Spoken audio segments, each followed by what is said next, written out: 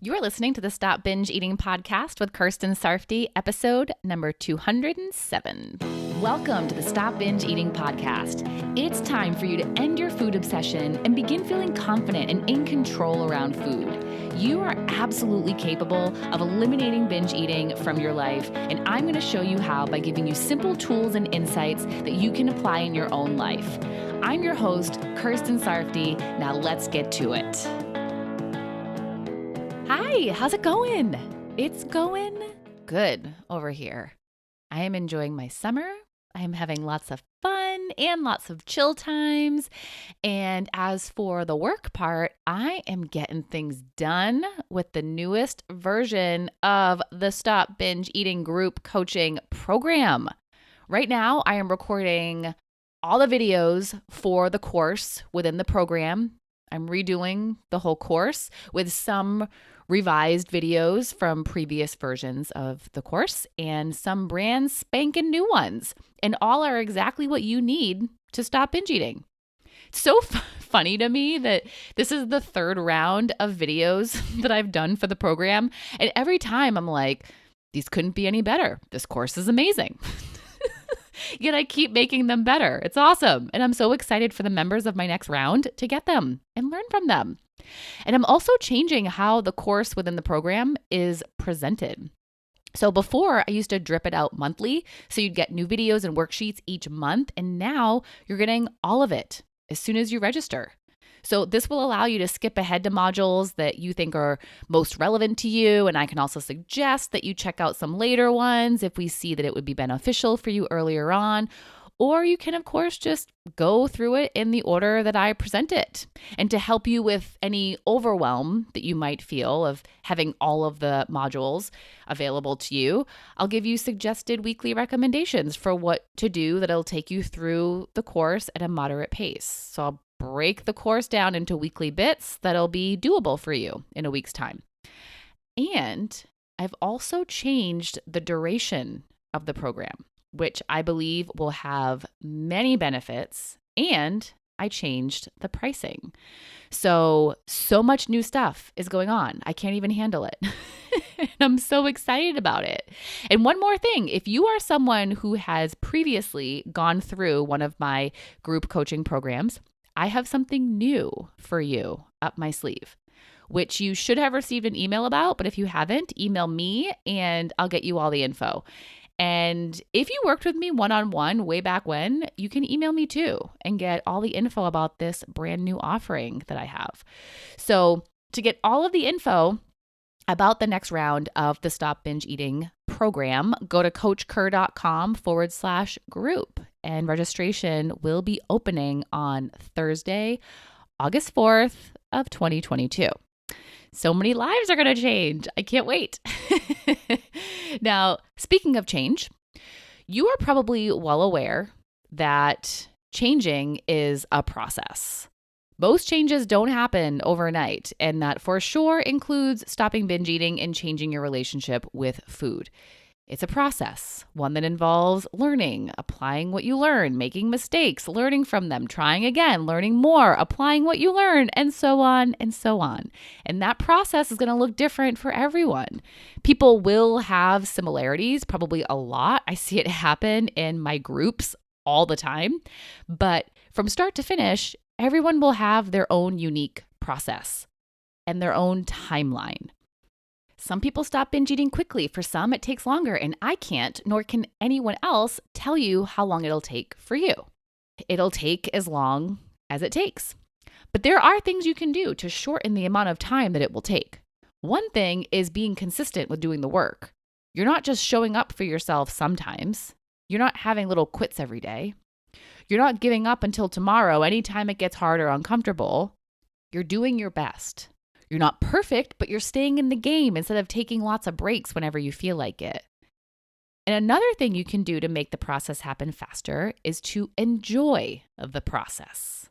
You can either choose to enjoy the process of stopping binge eating, or you can choose to hate it, dislike it, dread it, or fear it. And if you choose to hate it, dislike it, dread it, or fear it, guess what's going to happen? You're not going to engage in it. You're going to avoid it. And when you don't engage and you avoid, nothing will change. There will be no process of change. You'll stay the same. Change isn't going to happen unless you make it happen. And if you think negatively about the process of stopping binge eating, you're unlikely to make the necessary changes. And it's not even just how you think about the process as a whole, it's how you think about the components of it.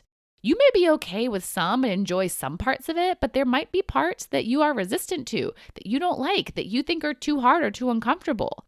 And if those parts are integral for change and you're not doing them because of how you think about them, then you're putting off stopping binge eating. You're going to make the process take longer.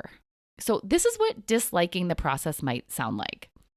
It's not fair that I have to do this. I shouldn't have to do this. This is taking too long. I have to do this. I can't do that. This sucks. I hate doing this. It's too hard. Do any of those thoughts sound familiar? Have you ever thought any of those about the process of stopping binge eating or about any of the components of stopping binge eating? And if you have, what happened when you did? You probably either didn't do the work or you did it, but were forcing yourself to. And forcing yourself isn't sustainable. Eventually, you'll get tired of forcing and just let go. Your attitude toward the process matters. You can either be miserable while you're in it or you can enjoy it. That's up to you and what you choose to think. And I'll tell you, enjoying it will make it so much easier. When you feel joy, it's so much easier to do hard, uncomfortable, and effortful things than when you feel miserable. You've probably seen that firsthand many times where you do well when you're feeling good, but once you stop feeling good, you stop doing good. It's not inevitable that not feeling good means everything will go down the crapper. You have the option of not feeling good and doing the work anyway. But intentionally thinking in a way that makes you feel neutral to positive will make it easier for you to stay in the game and be consistent, like I mentioned earlier. Whether you like it or not, this is indeed work. It's work worth doing, and there is an amazing purpose for doing it. But work doesn't have to be miserable. Hard things, challenges, and discomfort don't have to be miserable. You know this because you have felt neutral to positive while doing hard, challenging, or uncomfortable things. Have you ever done a workout or exercise and it was all of those things, but you were like, yeah, look at me go. Or we're working on something at your job and we're so pumped and proud and in the zone and it felt kind of good? That used to happen to me sometimes when I worked in restaurants. It was the busiest time. I was all over the place doing so many things and it was a challenge. And it sometimes got uncomfortable because I'm dealing with customers and coworkers and managers and myself. But I enjoyed it because it felt good to be challenged. And when I go through the discomfort, I'd be proud of myself. And when I enjoyed it, it was easier to do the work. I was more willing to do the work, and my work was better. During the times when I disliked it, hated it even, I'd be dragging myself around. I'd be trying to get out of there as soon as possible. And if I was feeling that way before even going in, I might try to get someone to cover my shift and not do any work that day. And the result of all those actions is that I'd make less money. My goal was to make money at my job, and the process of me making money would slow down when I was disliking it and hating on it. So if you want your process to speed up, and if you want it to not feel so bad as you go through it, enjoy it on purpose as much as you can. There's always going to be things you don't like, don't want to do, don't feel like doing, and that are uncomfortable and challenging. But you can think about them however you want to.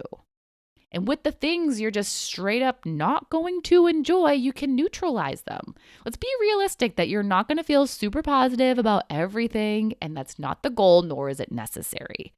You'll still be helping yourself if you're thinking, this is just part of it. This is just something I'm going to do. It's very neutral. And with that, you can normalize it. This is how goals are reached. This is how change is created. This is how I'll stop binge eating. Imagine what the process would be like for you if you were thinking about it that way. It would be better than thinking, I shouldn't have to do this. This is too hard, or this is annoying. And then there's so many ways you can create enjoyment in the process, just like I did with my serving job. You can find joy in the little things and the little wins. Create little bits of joy. You can celebrate yourself. It feels good to be celebrated. Love the small changes that are happening. Notice any speck of progress and love on it. Love the ahas and the breakthroughs. It feels good to have them. When you see things in a new way, it's exciting. Give yourself small rewards along the way. So often people want to wait until the end when they reach their goal to reward themselves. Don't wait until the end. Don't even wait until the end of the week. Do it today with anything you did well. You can enjoy the experimentation of it all. It can be fun to figure things out. And when you're doing something, you can spend time just thinking about how this small thing you're doing is going to create an awesome outcome. It can feel good to imagine good things in your future.